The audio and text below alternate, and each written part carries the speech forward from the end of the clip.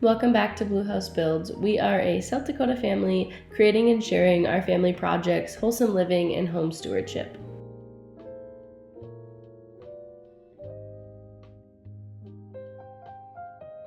Throwing together birthday gatherings for my kids the past few years has been so fun. My oldest is 4, so I don't have a ton of experience in it, but just over the last 4 years, learning to make a few homemade things and then seeing my son get so excited for them has been really a delight as a mom. I usually don't plan super far ahead for their birthday decor. I just simply take like an hour the week of their party and I spend that making either the number sign or something different. I'll show you at the end some of the other things I've made, but realistically, these cost next to nothing and they're very simple to make.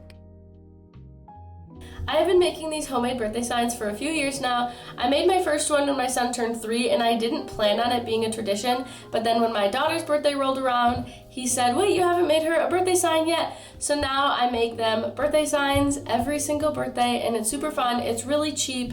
I've used thrifted fabric, bought fabric, garage sale fabric. You can use whatever you want. So I'm going to show you today how I've made their birthday signs. All you're going to need for this is 2 different colors of fabric. I'm not going to tell you how much because this is all up to you. You could do a really tiny one, you could do a really big one. The first year I made a really big one and then after that I kind of did just a little bit smaller ones. I think roughly 2 feet by 3 feet-ish. So first you're going to decide how big you want your background fabric. I have hung it before, like just on clothesline between 2 trees outside with clothesline and clothespins. I have hung it above our hutch before in our dining room. I've hung it just outside. This year we did on the garage, which I hung with clothespins as well with some string. Once you know where you want it, or I guess you don't really need to know that, you could just make it too and figure it out after. But then you know how big you can make it or how small you want to make it. And what I did is I just marked 36 inches. That's how wide I made this one this year with a yardstick on like the top, middle, and bottom. Drew a line connecting those lines, and then I cut that, and then I had to fold it and cut it the other way. But you can just cut it however you want. Sometimes I feel like explaining things more as if I'm speaking to people who like don't cut fabric often is better, because I remember in the beginning I think the hardest thing about sewing was cutting fabric and learning how to pin fabric, and I will say I'm still not very great at either of those. Next, I'm just putting paper down and taping them together so I can make a paper stencil because I have nothing that big to make a number out of. Once I had this paper big enough that I could draw a number on it, I drew a number 2, and then I took my yardstick on each side and just kind of marked, because I knew I wanted the number at least like, I think I did 9 inches wide-ish. So I marked where each mark was on the top and the bottom of each side, so I kind of knew roughly how big to draw it.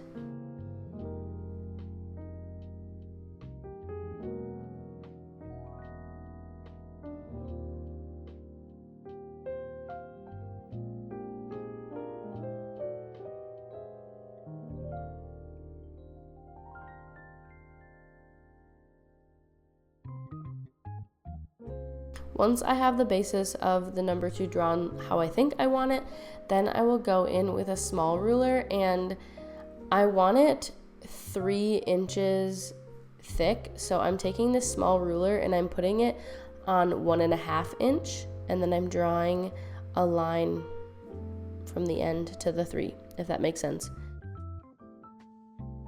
So you can see here a better look at it, but I just put the 1.5 line at that middle of the 2, and then I'm drawing from the end to the 3. So all of these little lines are 3 inches, and then I'll be able to connect them all when I'm done, and I will have a thicker number 2 without it being super horrible looking, because I can't like just draw that freehand. So if you can do that, you should probably do that instead, but this is how I do it, so it looks better than just a freehand bubble number 2.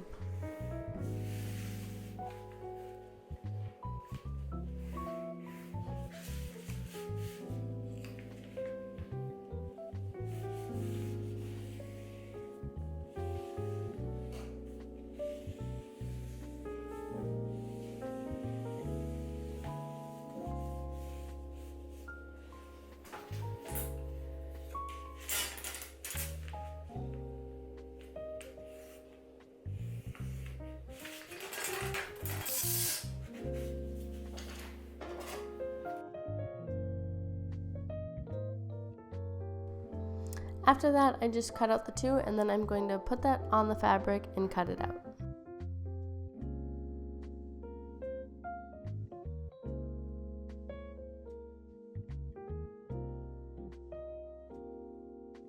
So I probably would recommend using pins for this. I didn't use pins, so you don't have to use pins, but I think every seamstress ever will tell you to use pins. So use pins if you have pins to pin the paper to the fabric and cut it out.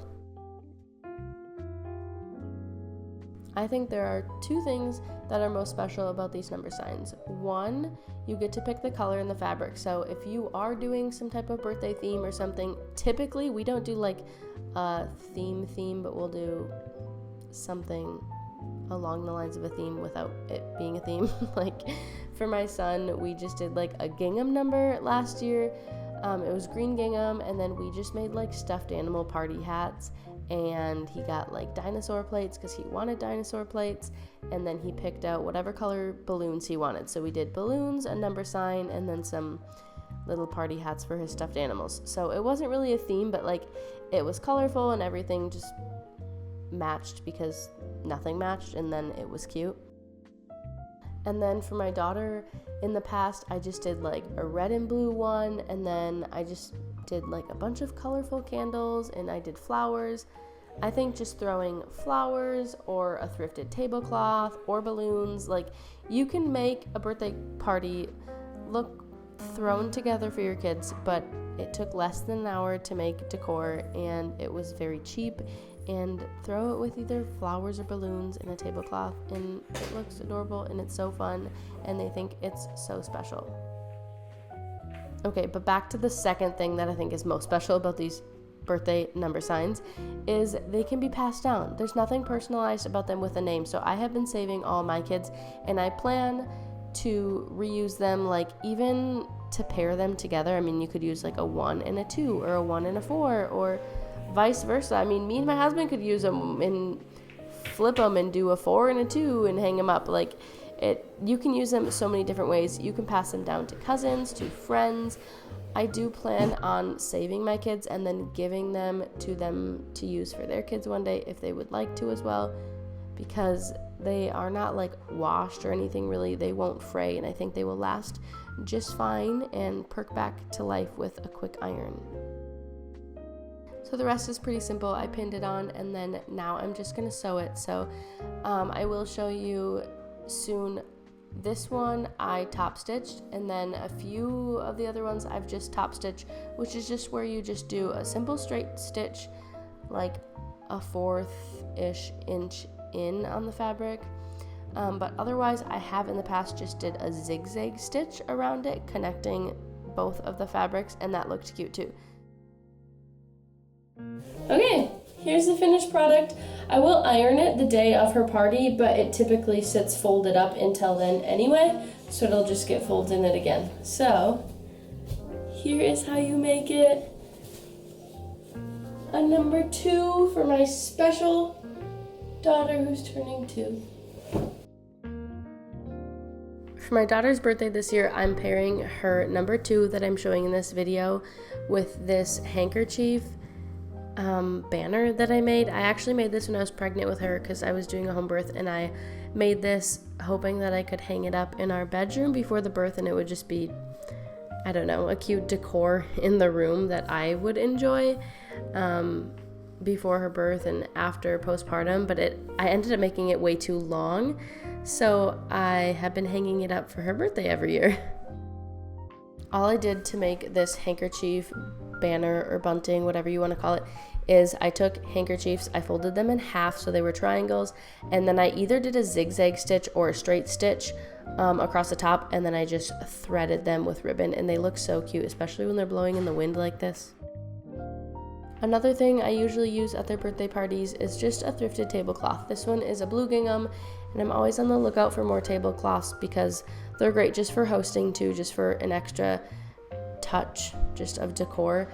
But for birthday parties, throwing on a tablecloth and then either balloons or flowers or anything is really special. This year I used our cloth napkins that we use in the house that I have garage saled and thrifted, and I tied the silverware with ribbon, and that was really special as well. And then this year I actually took this big stuffed animal, I actually think it's a door stopper, and I put her birthday hat on it because I knew she probably would not want to wear it and it would make cute decor.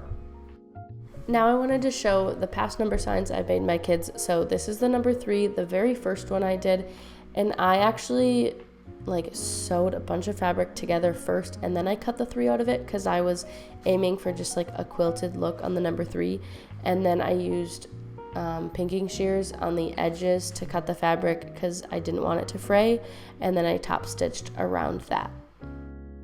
And then last year for my daughter's first birthday, I used these 2 fabrics. I had got the red one at a garage sale and then this blue one, and I just cut this out and top stitched it. And then my son's number 4 last year, I did this zigzag stitch around it, and I did like the look of that too. I don't know which way I'd prefer, so you can just pick whatever you'd like.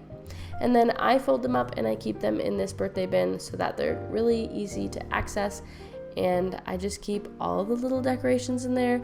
This is another one. I just took little pieces of fabric and I tied it on burlap, and it just hangs wherever you want. I pull this out for anything. These are just really easy to pull out of the bin and just throw it up for our dog's birthday. I think I hung this up, just simple things, and this one was really easy and cheap to make as well too. This one I believe is called a bunting, and I just cut from a cutter quilt some triangles, and then I took this, I forgot what it's called, but it's about 1 inch thick. You can use fabric instead, and I folded it in a 1/4 inch and then another 1/4 inch and ironed it, and then I just sewed that on. And then I keep all of them in this little tiny birthday box, and I pull it out whenever we need to.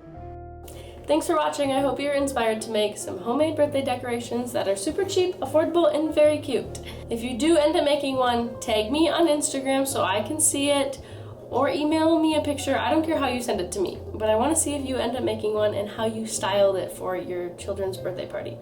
Thanks for watching. Bye!